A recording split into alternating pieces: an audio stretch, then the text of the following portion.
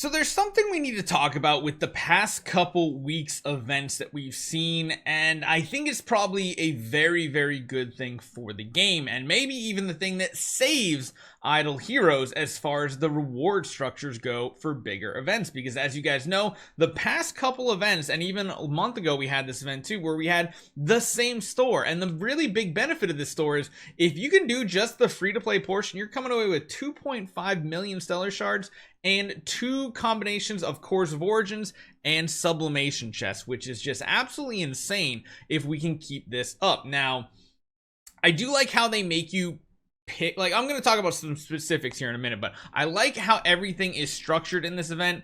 It does mean that still Destiny transition materials are a little hard to come by, but getting your heroes to Destiny transition is going to be a ton easier. Hopefully you guys enjoy this one. I want to talk about what I think is going to save idle heroes big events.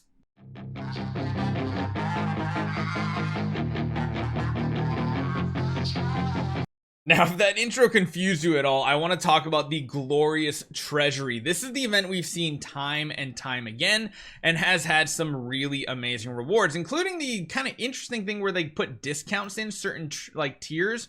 And this is probably very customizable. We do just have to now remember that every time an event comes around for spenders, if you're one that wants to potentially see, is this event worth spending and maxing out, you do have to really wait for us to calculate it, because even if this tier has purchase limit 6, 10, 4, it doesn't mean you're going to be able to max that out in that event. So you have to repair properly. However, for free to play, mainly because of this one thing right here, this event has just gone crazy. Even as a big spender, I always struggle having enough stellar shards on our account because everything requires it. I mean, V4, Tree of Origin, Destiny transition, everything needs stellar shards, and now we're gonna have a ton of them, which is really cool. Heck, even getting 5 points like in this event right here isn't a bad thing. Like, you get 36 of these, which ends up being what? Does that end up being a full round? I think, like, even if you just spend gems, you can get a crazy amount of stellar shards, and that's really cool. However, this is now a new bait where, like, I'm sure new players are going to want to go for Crystals of Transcendence to get their first, second, or maybe even third Transcendence hero. This one's always a bait. This one's always good. It is nice that if you do want to focus on some other parts of the game, there are some options. I just don't think any of them are worth more than the stellar shards here. The fact that you can get any treasure, any artifact, even the newest one, is cool, as well as getting any flag chests with relics. This is interesting and cool. Instead of just giving the chests that never have the newest artifact in it, this is a really cool change, especially since the chase now are these from the origin chest. And again, I kind of like how this makes you make the decision right away, and you can't just like store up on chests. It's like, if you need these, you can buy them. If you need these, you can buy them, but of course you have to know exactly which sublimation you need. The spiritual essence is probably always going to be a bait. Again, never go for that one. The core of origin, I mean, the fact that you can usually get 2 of these, like any combination of these 2 here in any event, if you're maxing it out with your saved resources, that's really cool. And beyond that, even getting a single one of them can be really cheap sometimes. I mean, like, literally 400 profit orbs is like half of, or like 2/3 of what you normally need. That's just really good. And then beyond that, there are a ton of Destiny transition materials up for grabs. You can do 10 purchases here. The one big chase that we're all after right now is, of course, all of these life star chases. And it's intriguing because one thing that hasn't changed is they keep this number the same.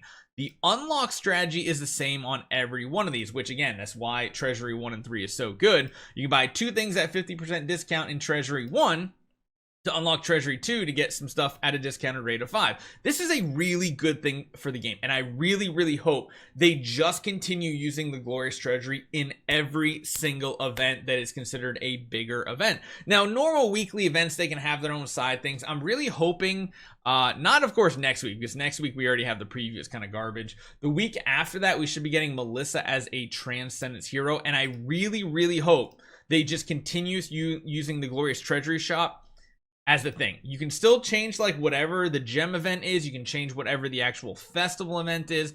All those things. Everything else can be pretty much just different, whatever they want to be.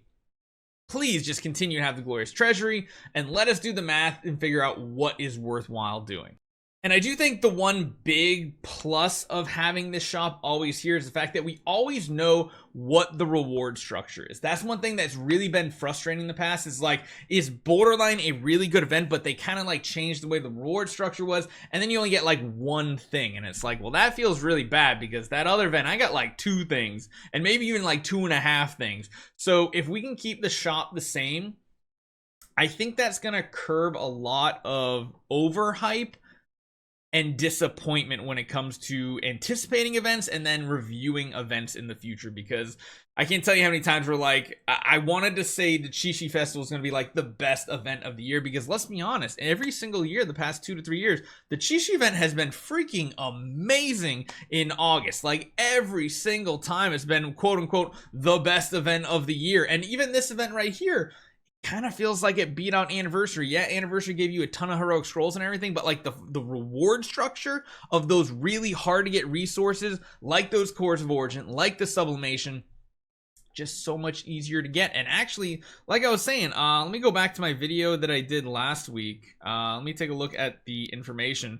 Ended up being what? In order to get basically 2 of these here as well, you only had to spend 430 profit orbs. Yes, you had to spend 25,000 gems. That's not a big deal. 430 profit orbs for 2 of these is insane. You would be lucky to get 1 for 640 in the past. So this is just a huge buff to any future events, so long as they keep the Glorious Treasury in the game. Now, if you guys have any feedback to pass on to DH Games, leave a comment down below. Hit that thumbs up button. Let's see people talk about this video, because I really want to get your take on it, because maybe just my perspective isn't what your perspective is when it comes to these structures.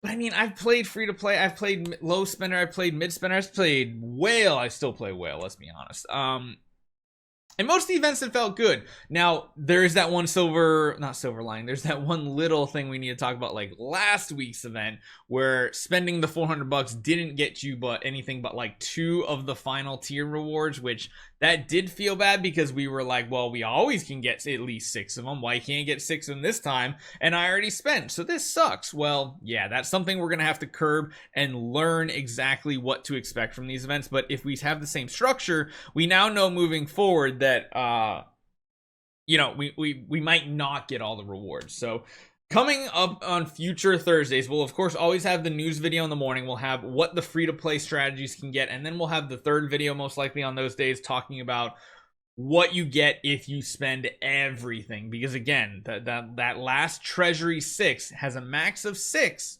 purchases, but you might not even get there every single time if you are spending on the event. So let me know what you guys think. Hopefully you guys enjoy this one. I really think this type of store can save idle heroes, because the biggest complaint I felt like were big event reward structures, and this reward structure is really, really good. And keeping it uniform across events means we can anticipate things a little bit better. Hopefully you guys enjoy this one. I'll see you guys next time.